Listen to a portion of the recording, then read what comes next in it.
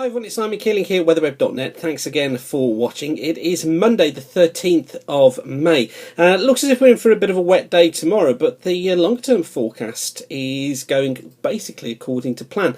Looks like high pressure is going to be building in particularly towards the east and the north of the country during the final third of the month. It brings a northeasterly flow, but it looks as if we are going to be in for some dry conditions across those northern and western areas. Always the southeast that we're looking at for a bit of a question mark. You'll know I've been jumping up and down today as well about a certain newspaper headline about a wash-out summer. Well, take a look at the videos from a few days ago, and that'll give you our views on things from the summer and a scientific view, I should say, on how the summer looks.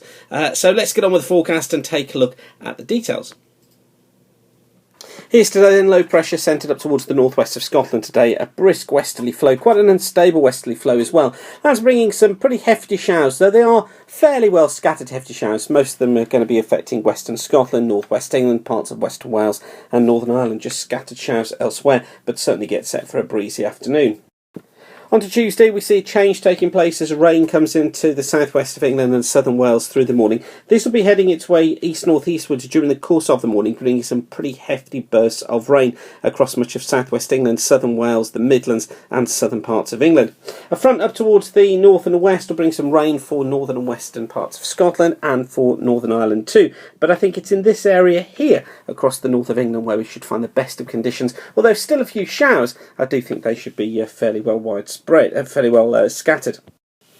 Now this is total rainfall up to 10 o'clock on Tuesday evening. You see most of the rainfall concentrated here through the southern Midlands, southern England, southwest England. Could be 30 millimetres plus of rain in that area. I think it's going to be this sort of zone here that sees rainfall during the course of the day, and that could lead to just a wet and quite miserable afternoon for some. Some pretty hefty bursts of rain again, you can see there for northern and western Scotland, also just across the southern corridor of Scotland earlier on tomorrow. But generally, I think the best conditions, as I said, are across these eastern parts of Scotland and across the north of England too, particularly up towards the northeast. Now Wednesday sees a complex area of low pressure across the country. Could be some residual rain just coming into northeastern parts of England, but elsewhere northwesterly flow brings sunshine and showers and quite a breezy day again. For Thursday, well, no surprise to see low pressure in control, and unsurprisingly most of the showers centred out towards the west, some of them heavy and merging to longer spells of rain, but less showers out towards the east where there'll be a few sunny spells. Friday sees the low to the south, the flow tending to change direction, coming in from a north and northeasterly, bringing some bits and pieces of rain down these eastern coasts, also some rain getting quite close to southern coast of England. For many western areas though, it should be dry with some sunny spells, just an odd shower here and there. I think towards the east and the southeast here we should find some bright spells with lighter winds, although always the chance of a fair amount of cloud on one or two showers breaking through. And then into the weekend, Saturday sees a east-northeasterly flow just developing across East Anglia in the southeast. One or two showers central Scotland, across the Pennines, across Wales, but for many, Saturday's starting to look a fair day. Could be some outbreaks of rain though, just moving into the west of Ireland during the afternoon, perhaps reaching western Scotland later, but the ridge of high pressure here is going to be building in. And there is the ridge of high pressure by next Tuesday. Look, the high centred out here in the Atlantic. Here's the ridge built across the country. Still got the cooler north and northeasterly flow across East Anglia in the southeast, but for many it's dry. We've got some good sunny spells around. One or two showers perhaps East Anglia in the southeast, but for most it should be dry. Could be a little bit of rain perhaps affecting northwest Scotland too. Wednesday still sees the ridge in place, so still dry, sunny spells. I think warmest of the weather out towards the west, always a little bit of a chillier northerly wind towards the east, but for most it's a dry day again with good spells of sunshine. And then the ridge stays with us as well as we head in towards Thursday the 23rd. Should be some more sunshine around. Note that this is from the GFS Ensemble model. Compare that to the ECMWF at the same date. Very similar look, very similar conditions. High pressure dominating across the country. The northeasterly flow just clipping the southeast, but generally it's dry, it's fair, it's sunny for most. The GFS Ensemble agrees. That actually looks more like the GFS Ensemble. Just this northeast breeze across the far southeast, but generally dry for most. Not everyone agrees though. This is the forecast from the Canadian model. I've got to be honest and say I think this one probably has missed it somewhat. It tries to put low pressure in the North Sea and bring a cold north and northwesterly flow. At the moment that's the one that's been thrown out the window, although as always we monitor all the models just to see any significant changes, but I don't think that one's going to come true.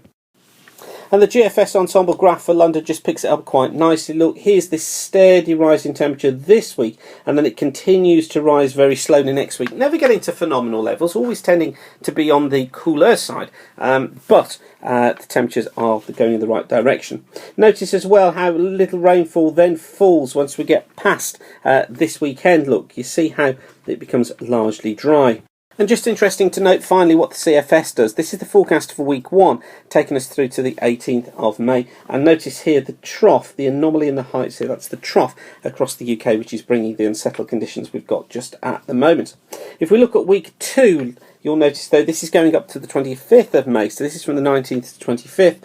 You'll notice a change taking place. Look, high pressure building across Scandinavia, bringing fair weather there. Also out towards the west of the British Isles. The British Isles kind of within a coal between these two areas, but the implication is that the heights are building low the normal heights down in the Mediterranean, I think bringing some unsettled conditions down there. And then week 3 sees the highs built up towards the north. We've got the heights built significantly greater towards the north. This one taking us up to the 1st of June. Low pressure down to the south. Here's that northeasterly flow across much of the country. Could just be some rain again East Anglia in the southeast, but for most it's dry with that north or northeasterly wind blowing. Best of the sunshine out towards the west. And then taking a look into week 4, so this takes us up to the 8th of June. You'll notice here that the CFS trying to bring a trough back into the west, trying to keep a ridge out towards the east. This would bring a warm southeasterly flow through many southern and eastern parts of the country, be unsettled out to the west with that, with some pretty hefty showers there or longer spells of rain. But for much of England, Wales and eastern Scotland, it should be staying largely dry with a milder southeast flow should this forecast come true. And I've got to be honest and say that actually this looks a pretty reasonable set of solutions to me, so I think we can have a fair amount of confidence in it.